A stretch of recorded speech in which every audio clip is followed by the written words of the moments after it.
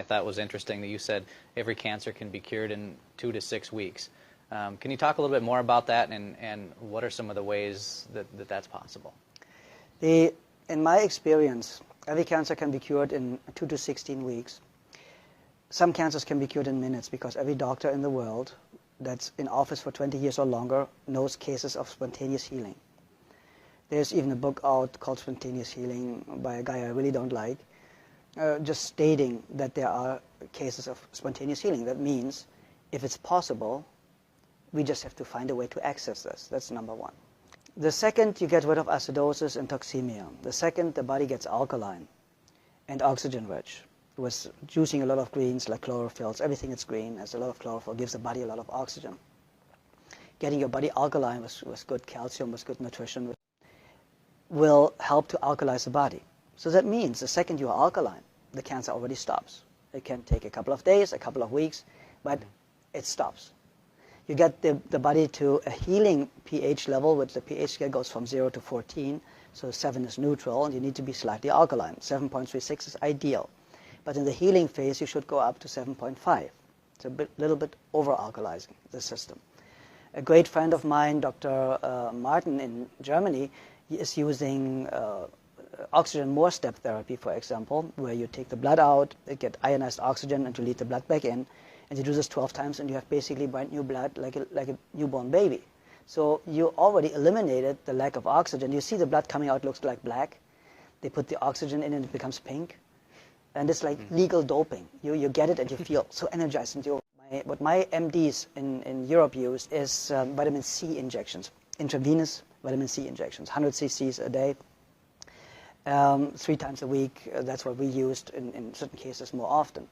And very often, believe it or not, in my personal experience, the tumors or the cancerous growth was basically gone within a couple of days.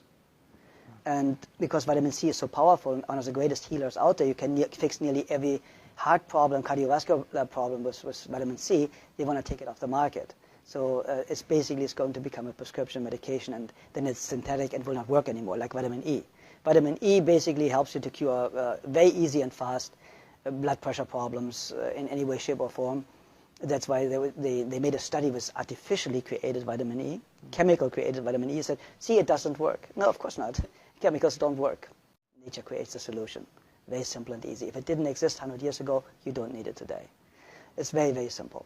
When you want to help somebody to educate themselves, to eliminate his or her own cancer really, really fast, I would basically start instantly with a vegan diet or with a raw food diet.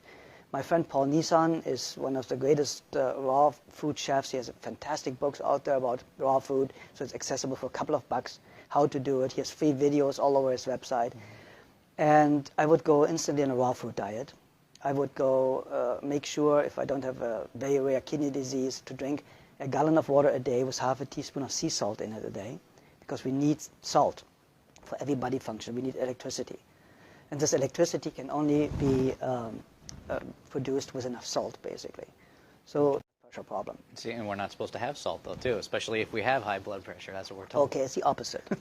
The problem is they are talking about table salt. Very often, table salt is 1/3 glass, 1/3 sand, and 1/3 salt.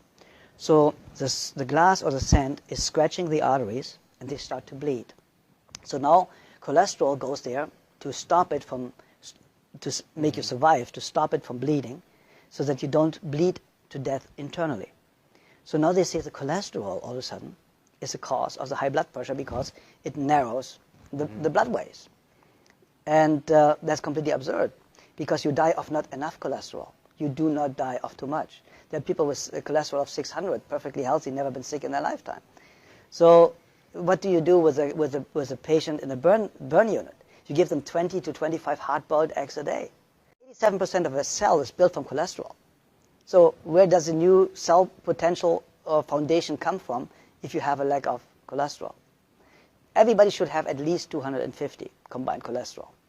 And then they tell you LDL and HDL are good and bad cholesterols. It's not even cholesterol. It's a protein that transports cholesterol.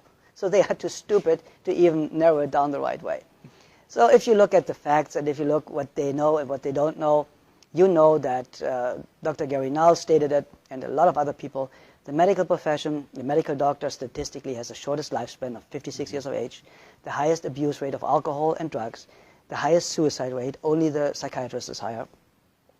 And so you go to somebody that has the lowest lifespan, highest suicide rate, highest drug abuse rate, to ask them how to have a healthy, happy, long life.